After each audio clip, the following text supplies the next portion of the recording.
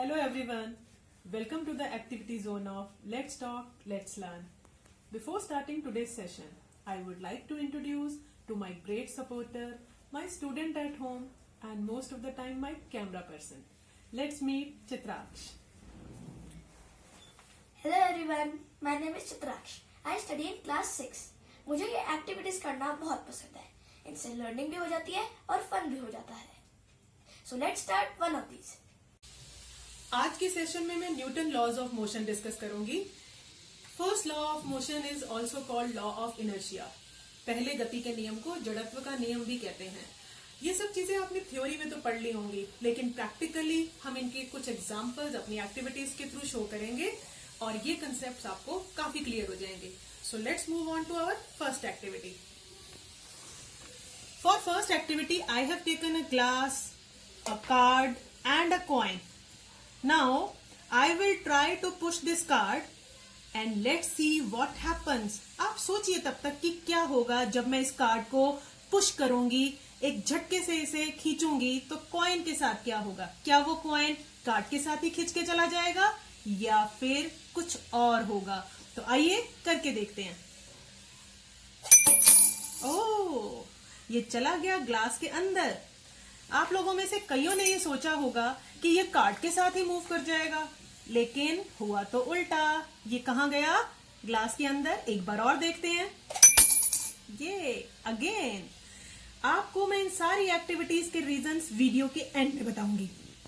For the second example of Newton's first law, आपने कई बार notice किया होगा कि हम चलती हुई बस में जब ब्रेक लगती है तो हमें झटका लगता है, हम आगे की ओर झुकते हैं.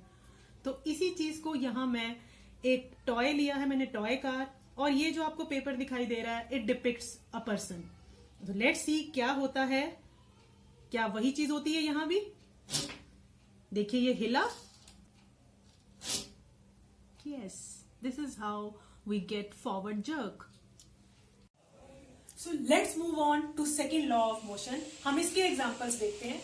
बहुत बार आपने नोटिस किया होगा क्रिकेट मैच में जब प्लेयर तेज आती बॉल को कैच करने की कोशिश करता है, तो क्या कभी आपने उनके हाथों के मूवमेंट को नोटिस किया है? अगर नहीं किया तो आज देखिए कि उनके हैंड्स कैसे मूव करते हैं एक तेज आती हुई बॉल को कैच करने के लिए. Yes, look at its hand. देखिए इसके हाथों के मूवमेंट को. कहां ले जा रहा है ये अपने हाथ तेज आती हुई बॉल को कैच करने के लिए? You must be observing. ये पीछे की ओर ले जा रहा है. पीछे की ओर ले जा रहा था अपने हाथों को प्लेयर जब तेज आती हुई बॉल को कैच करना था. अगर वो पहले ही पकड़ लेता, आगे ही पकड़ता उस बॉल को, तो क्या होता? सोचिए. पीछे ले जाने का रीजंस मिलेंगे आपको वीडियो के एंड में. So now you are seeing on your screen the setup for second law of motion. अब इसमें हम इस बॉक्स को गिराने की कोशिश करेंगे. पहले कोशिश करेंगे एक पेपर बॉल से. कुछ नहीं हुआ. बॉक्स सिर्फ थोड़ा सा हिला, गिरा तो नहीं. और अब हम इसको गिरा कर ही रहेंगे. देखते हैं, इसे हिट करते हैं एक दूसरी बॉल से. ओह, गिर गया ना. क्यों गिरा? सोचो.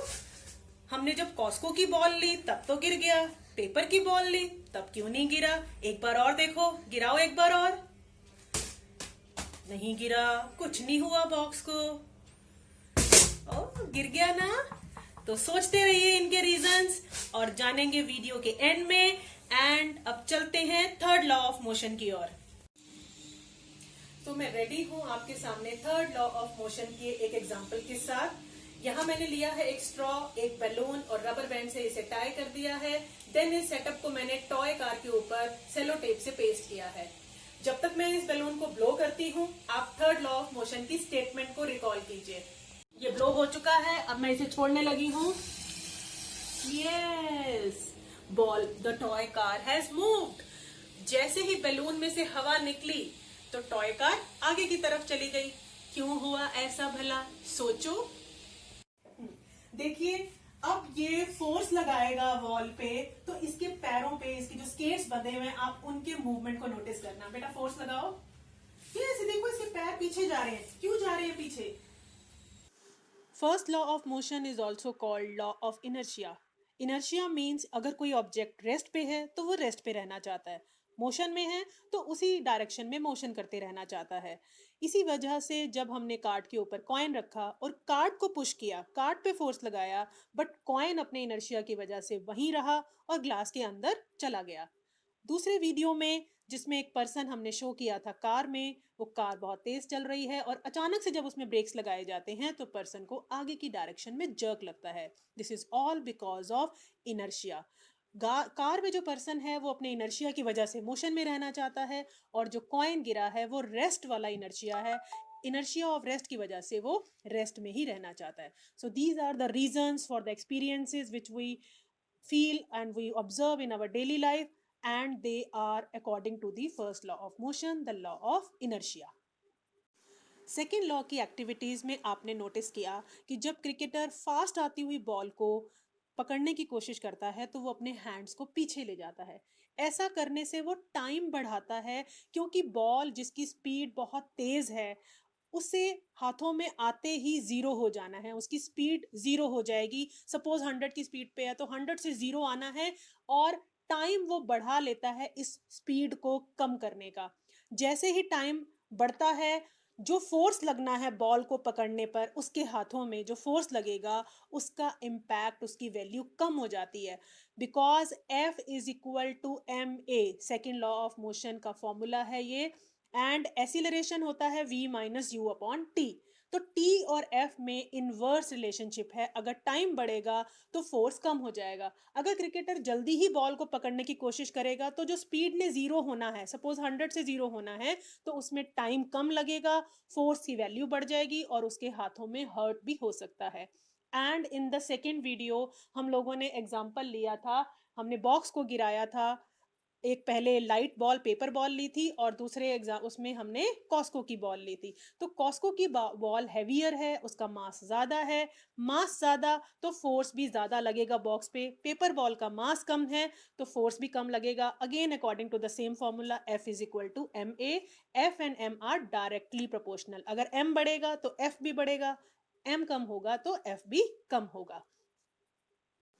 थर्ड लॉ ऑफ मोशन कहता है to every action there is equal and opposite reaction.